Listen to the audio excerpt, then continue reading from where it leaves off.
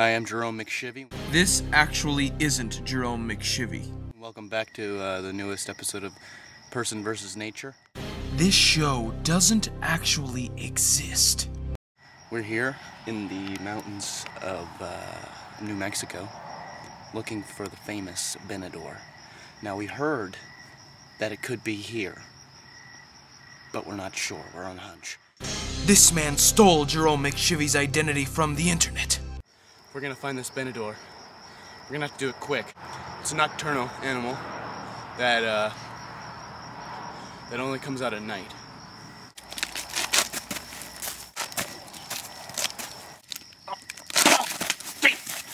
Doesn't look like I'm gonna be able to look for the Benador up here.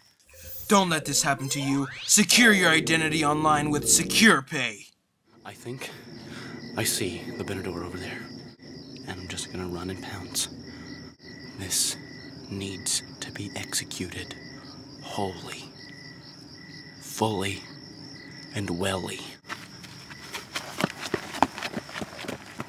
What?